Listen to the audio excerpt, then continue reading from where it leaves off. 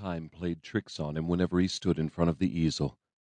Hypnotized by the rhythm of the brush on the canvas, by one color merging into another, the two shades creating a third, the third melting into a fourth, he was lulled into a state of single-minded consciousness focused only on the image emerging. Immersed in the act of painting, he forgot obligations, missed classes, didn't remember to eat or to drink or look at the clock. This was why, at 5:25 that Friday evening, Lucian Glass was rushing down the urine-stinking steps to the gloomy subway platform when he should have already been uptown where Solange Jacobs was waiting for him at her father's framing gallery. Together they planned to walk over to an exhibit a block away, at the Metropolitan Museum of Art. When he reached the store, the shade was drawn and the closed sign faced out, but the front door wasn't locked. Inside, none of the lamps were lit, but there was enough ambient twilight coming through the windows for him to see that Solange wasn't there. Only dozens and dozens of empty frames, encasing nothing but pale yellow walls, crowded shoulder to shoulder, waiting to be filled like lost souls looking for mates. As he hurried toward the workroom in the back, the commingled smells of glue and sawdust grew stronger, and except for his own voice calling out, the silence louder. "Solange?"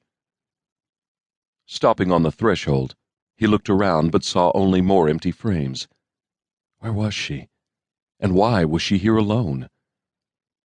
Lucian was walking toward the work table, wondering if there was another room back there, when he saw her. Solange was sprawled on the floor, thrown against a large, ornate frame as if she were its masterpiece, her blood splattered on its broken gold arms, a still life in terror. There were cuts on her face and hands, and more blood pooled beneath her. Kneeling, he touched her shoulder. "Solange!" Her eyes stayed closed, but she offered a ghost of a smile. While he was thinking of what to do first, help her or call 911, she opened her eyes and lifted her hand to her cheek.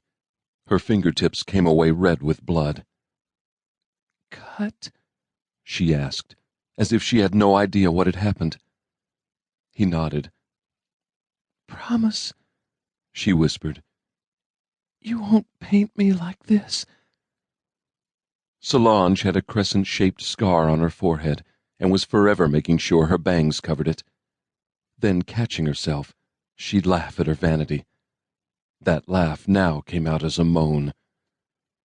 When her eyes fluttered closed, Lucian put his head on her chest. He couldn't hear a heartbeat. Putting his mouth over hers, he attempted resuscitation, frantically mimicking what he'd seen people do in movies, not sure he was doing it right. He thought he saw her hand move and had a moment of elation that she was going to be all right, before realizing it was only his reflection moving in the frame. His head back on her chest, he listened, but heard nothing. As he lay there, Solange's blood seeping out of her wound, soaking his hair and shirt, he felt a short, fierce burst of wind. Lucian was tall but thin, just a skinny kid studying to be a painter.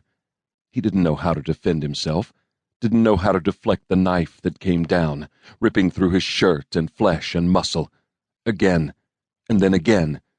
So many times that finally he wasn't feeling the pain. He was the pain, had become the agony.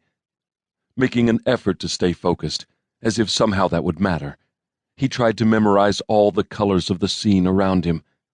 His attacker's shirt sleeve was ochre. Solange's skin was titanium white. He was drifting.